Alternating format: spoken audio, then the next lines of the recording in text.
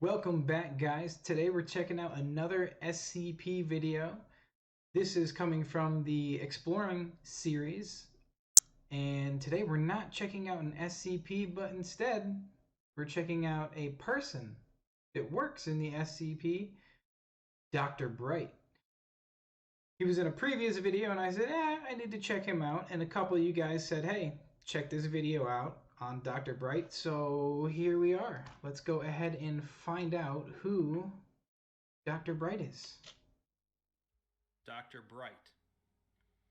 Throughout this series, we've discussed monsters, aliens, phenomena, apocalyptic scenarios, and multiple shadowy organizations, but we haven't really talked about the specific people that work for those organizations. Most of the material you read about a group, we do know they have goofy names, though, contains scores of faceless doctors, agents, and D-class personnel. But there are sometimes notable individuals. What would cause someone to work and continue working for an organization like the SCP Foundation? What would that kind of work do to their psyche? I mean, I can definitely see reason why someone would want to work for the SCP Foundation. It's clearly of an incredibly powerful and influential institution that has worldwide reach. So, I mean, I can definitely see why. And from a scientific standpoint, yeah, absolutely. I mean, the things that they deal with, I mean, there's so many possibilities for use of the SCPs, and not only for their use, but their obvious learning about them, their experimentation, containing them. Obviously, a lot of them are very deadly, but I mean, I can see a lot of reasons why a person would want to work for the SCP Foundation, unless you're D-class, but that's a whole different game. This video will look at perhaps the most famous individual working for the Foundation, Dr. Jack Bright, as well as other members of his family involved with the group. Jack's parents, Adam and Evelyn, were working for the SCP Foundation sometime during the 1800s. Adam as a junior researcher, and Evelyn as a medical assistant. 1800s? Adam was apparently one of the founding members of the Foundation, if you follow this canon. Together, they had 5 children: Mikkel, Jack, TJ, Claire, and Sarah. Sarah was stillborn, and Adam, desperate to bring her back to life, utilized several SCPs. Okay. One of these was SCP-590, TJ Bright, one of his sons.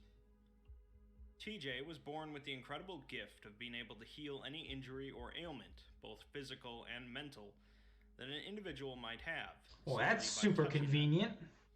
The downside of this ability is that TJ receives the injury or ailment upon himself. Well, that's super inconvenient. Experiencing all of the pain, after effects, and mental aberrations that the subject was experiencing. When he was young, he could choose to consciously activate this ability, but after puberty, it became an involuntary effect. Oh yeah, that sucks. In conjunction with other SCPs, Adam Bright used TJ's ability to bring his daughter back to life, but she was taken into Foundation custody immediately afterwards, and soon was designated SCP-321. Well, what happened to TJ? Did he die? I mean, I would assume that in order to bring someone back from the dead, that exchange would then kill him. TJ was also taken into Foundation custody because of this, becoming SCP-590, and by this point, Mikkel was already working for them. SCP-321 was found to be capable of recuperating from any injury at 5 times the normal rate of a human, believed to be caused by an overabundant production of stem cells. Additionally, 321 has continually aged and grown since her rebirth, and is currently 3.1 meters tall and weighs approximately 110 kilograms. Okay, so SCP-321 is the daughter, right? The sister of TJ.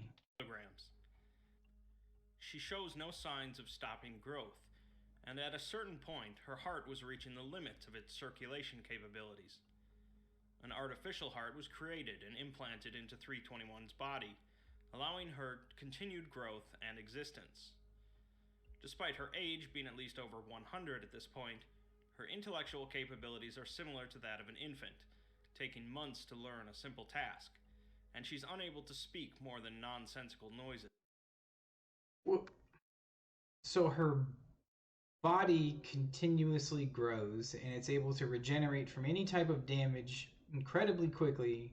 What, like 5 times faster than a normal person?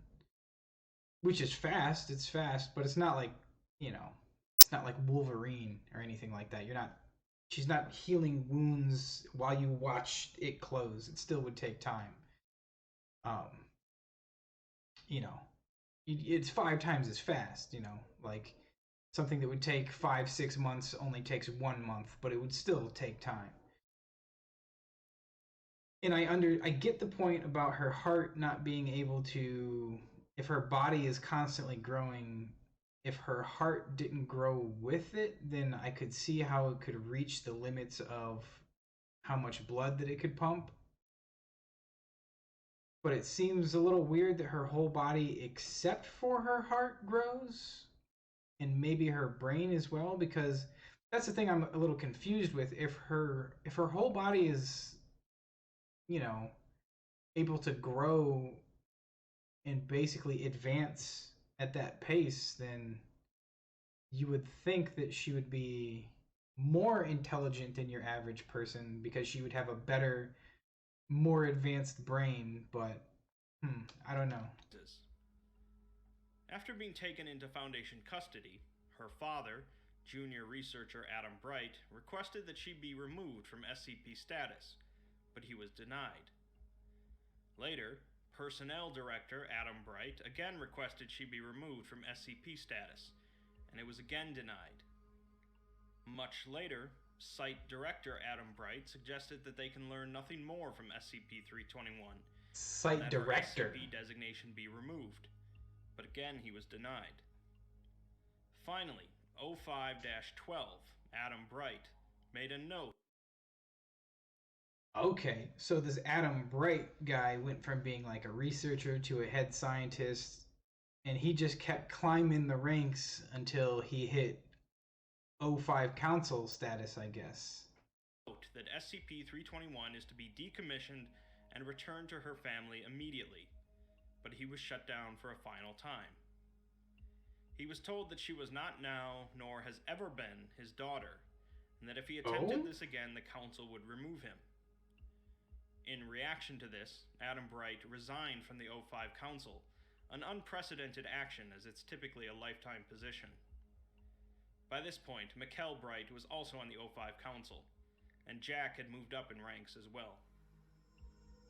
At some point, SCP-590, TJ, had accumulated enough injuries to leave him bedridden and on life support, unable to breathe on his own.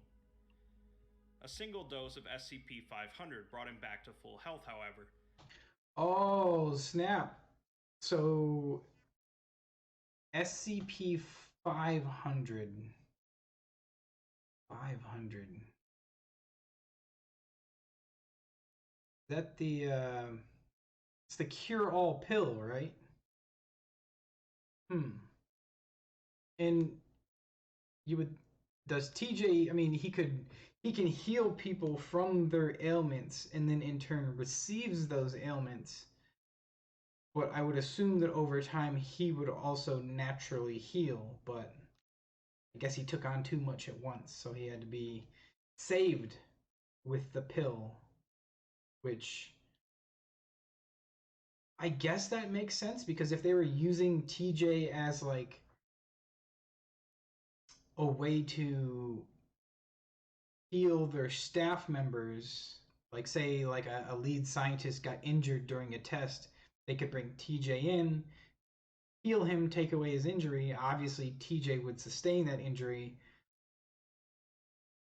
but I guess it would be easier to manage injuries on one person than on many people. So, and then of course, worst case scenario, you give them the pills and He's healed. And his abilities are used on Foundation personnel of researchers and above. Okay, so yeah, that's exactly what they were doing. As an alternative to utilize an SCP-500. Yeah, exactly. Okay. By the insistence of Jack. Because it's way easier just to heal TJ than to heal like the whole upper echelon of SCP staff. TJ was used to cure several cases of mental retardation, reducing him to the mental level of a 3-year-old. Jack likely did this to mentally protect his brother from understanding what the Foundation was doing to him. TJ now spends most of his time watching children's television shows and coloring. Oh man. So his dad did that to him intentionally, but I guess it makes sense because if he had full cognitive functionality, then, you know, it's only a matter of time before he's questions his own existence and says, "Man, is this just my reality? Is this what I am? Am I just stuck here taking other people's pain and injury from them? Like, that's a terrible, crappy existence." So I guess I can see how keeping him from being able to even understand it is kind of a mercy, you know? It's like he's not going to be able to escape being essentially a guinea pig. He can't escape it. There's no escape from it. So, you know, I guess the best you can do is lessen the impact. That's really cruel though. Like this family got really screwed, man. The daughter turned into an SCP basically. It's being, you know, genetically enhanced to keep her alive. You know, she's got an artificial heart and whatnot. TJ here is just used as a as a human cure, but it messes him up. And we haven't, you know, the dad that made it all the way to the O5 council got screwed not being able to save his kids, and then we still haven't heard about, was it Jack Bright yet? Although he does have his family's got it rough. Lucidity. Which brings us to Jack Bright himself, who followed in his parents' and brother's footsteps, and also joined the SCP Foundation. Claire, meanwhile, who possesses the ability to see into the future, would go on to join the Serpent's Hand, a counter-organization to the SCP Foundation focused on spreading awareness of. Okay, all right. I know there's a couple other groups out there. The Serpent's Hand, I think I heard them say something about the Global Occult Coalition and a couple other ones. Something about a machine god, and yeah. So I know there's a couple other ones. If you know some videos that talk about some of these other organizations, leave them down below in the comments, because I am curious to learn about these other organizations that exist in the same universe as the SCP Foundation. It's kind of neat. It's kind of like watching like in Marvel, how you have like Shield and AIM and Hydra. There are all these big, you know, scientific groups, but they're kind of in conflict with each other. So I'd kind of like to learn a little bit more about them. So if you know, leave it down in the comments. You know, let me know who's got a video on these groups, and we'll take a look at it. The paranormal. Jack joined after his brother TJ went into Foundation custody and became a junior researcher of good standing. He was eventually assigned to researching SCP-963, a white gold amulet containing a ruby surrounded by 13 diamonds. 963, and this is in all the artwork of Bright. He's always wearing this, so okay. 963. 963 was discovered in the apartment of an individual who apparently committed suicide, surrounded by supernaturally related books, and was brought into the Foundation since it was found to be incapable of being damaged. Later that year, SCP-076, Able, breached containment, leading to a large number of casualties. Dr. Able. Bright happened to be walking past 076's containment unit at the time, transporting the amulet by hand, and was killed by Able. A few days later, a D-class assigned to clean up the rubble picked up 963. A noticeable change went over the D-class, who began referring to himself as Jack Bright.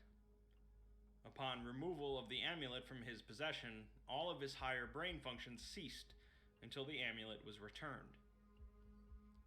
Apparently, the individual that created the amulet hoped to gain immortality by binding his soul to the amulet so that he could possess whomever touched it.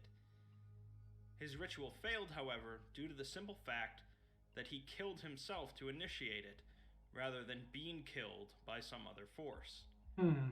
Jack Bright activated the amulet correctly when he was killed while holding onto it, binding his soul to it. When the D-class picked it up, it overwrote his mind with the mind of Dr. Bright, including all of his memories.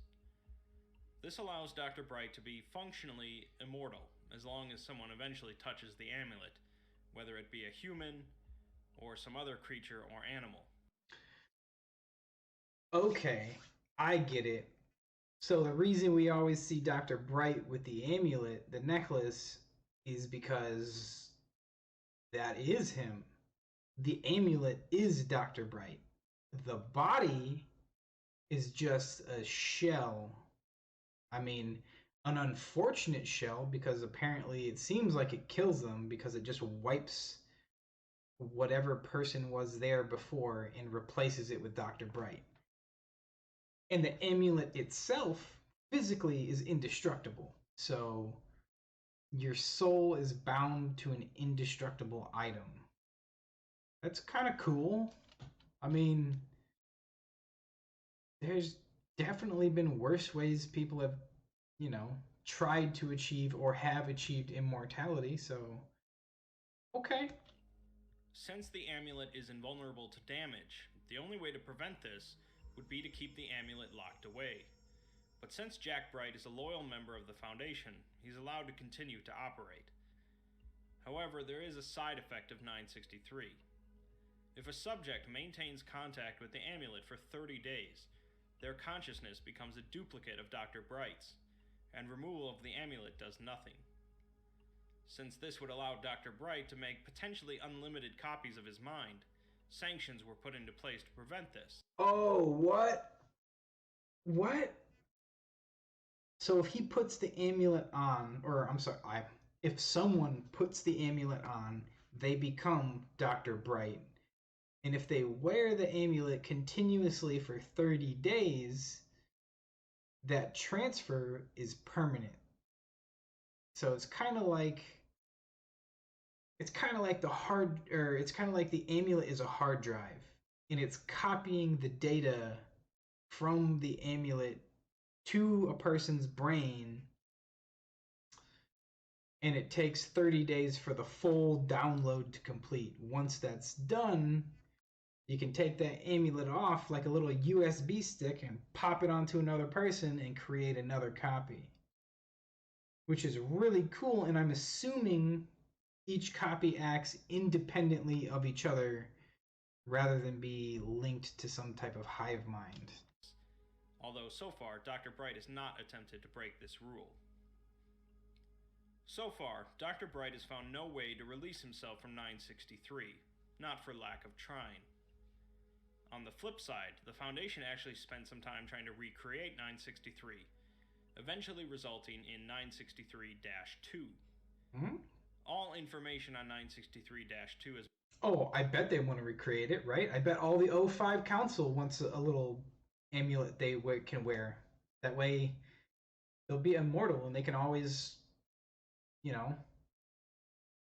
just take over a person if they need a new body. Has been expunged, so it's unclear exactly what it does, but it's likely not good. Dr. Bright has so far jumped between countless bodies, including male and female humans, animals, and SCPs. While Dr. Bright's loyalty and intellect, combined with his immortality, have certainly been a benefit to the Foundation. It's also taken its toll on Bright's psyche.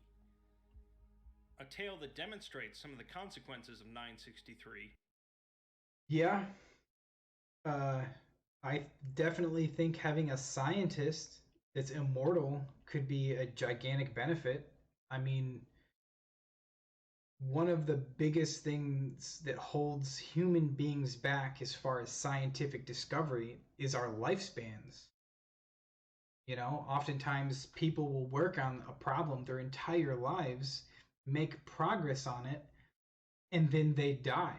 If no one else comes along to finish their work, it may never get done. And even if someone does come along to finish their work, they may not have all the pieces. They may not have all his notes. He may not have written down everything you need to know to finish the problem. So, having a scientific mind that can last potentially forever means that a person could learn everything that they need to know to solve a problem. You know, a problem that might not be solved otherwise. So I can definitely see the benefit of having a scientific mind that could last forever. Is the executions of Dr. Bright, although keep it in mind it does take place in the Broken Masquerade canon, where information about anomalies is public. In it, Bright is part of a team operating in the Middle East, where they are suddenly captured by armed terrorists. They possess knowledge of Bright and 963, and proceeded to kill the team one by one. However, they started with Bright, and then put the amulet on another member of the team, so that they were killing Bright each time. The rest of the team waited in horror as their associated minds were wiped and they were killed. The tale gives us a sense of how much. Yo, that's kind of a brutal way to like execute a group of people, man. Making them watch making them watch other people get mind wiped and then executed, that's it's pretty brutal. But that takes place in an alternate canon though, not the main SCP continuity. Much Bright resents his condition, and in turn grows to hate himself. A consistent theme across a number of tales is Bright's deep-seated desire for release from 963, and his inability to do so. The tale Code Brown describes a Bright family reunion that occurs because of Claire's death while working for the Serpent's Hand. We see that the Bright family is large, including children, grandchildren, cousins, and so on. Practically none of them seem to get along very well. Mikkel seems to have fathered a large number of children in his younger days, now collectively known as the Unnumbered Brood. The Unnumbered Evelyn, Brood. Jack's mother, also makes an appearance, and is said to sometimes be referred to as the Mother of Monsters, as she apparently spends her time creating creatures. What? It's clear that the Bright family is not a typical one, each with their gifts and quirks. Dr. Bright has developed a reputation over the years of being eccentric, to say the least. Well, but it's yeah. fair to say that he hasn't had the most normal of lives. Between the tragedies associated with his family and his own unfortunate situation, Jack has suffered more than any one person should.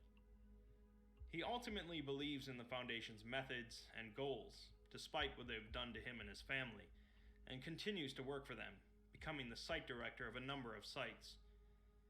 He so far has not reached the rank of 05, perhaps due to his mental state, or perhaps because the Council would rather not have what is technically an SCP sitting amongst them. I hope that this video has provided some greater degree of insight into the backstory of Dr. Bright, who is certainly not a normal member of the Foundation, but is nonetheless an integral part of it. Alright. Yeah. Dr. Bright. Interesting character. I think at the beginning, at the opening of the video, I said we were taking a look at a member of staff and not an SCP. And of course, as usual, when it comes to the SCP Foundation, I was wrong. He is, in fact, an SCP. But pretty cool. I get it. I kind of get his struggle where he struggles with, it's kind of everybody wants what they can't have. So the immortal man wants nothing more than to die, while everybody who is going to die wants to live forever. So, I mean, I get it. Uh, but it's pretty cool. And I think that would make Dr. Bright, not only would it make him a great researcher and a great scientist because he can carry over that knowledge from essentially lifetime to lifetime. Um, it's said that he was, what, born in the 1800s? And he's still alive, so yeah, man, he's over, what, 200 years old at least? So, I mean, the knowledge in that guy's head has got to be vast, especially working at the SCP, and his family had worked at the SCP. He had been hearing about SCPs his entire life. So not only would it make him a great researcher, but has the Foundation ever used the fact that he's immortal to perform experiments? Because if he's able to hard code his soul or personality or whatever it is onto a person, right? And then take the amulet off after 30 days, they could create a Dr. Bright, let him wear the amulet for 30 days, take the amulet off of him, and then send him into a dangerous situation like a D-class personnel, except, I would assume that there's some research that needs firsthand experience. Obviously, some research you can just send in and watch what happens to someone else. But I would think for the whole picture, if you want even more information than just observation, that it would be a great benefit to have someone who could survive any type of experience, even if the body doesn't technically survive. Like, what is it like when you look at the Shy Guy and he rips you apart? Like, you could bring Doctor back Bright because of the amulet, and he could tell you what it was like. And he could do that with any number of SCPs. He could go essentially anywhere. So, I mean, but the question is does he retain the knowledge of something after he takes the amulet off? So, you put the amulet on, you wear it for 30 days, you take it off, he goes out, dies, you put the amulet on a new body. Does he remember everything that happened to the previous Jack Bright? Even from that time span where you take the amulet off and then he dies? Or does he only remember things from life to life if the amulet was on him? I don't know.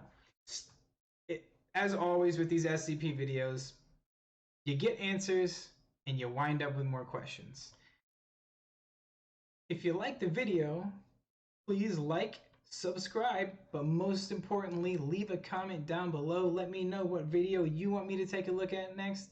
Let me know what SCP you want me to take a look at from what site, and we will get into it. Until next time, guys, as always, take care of yourselves. Have a great day.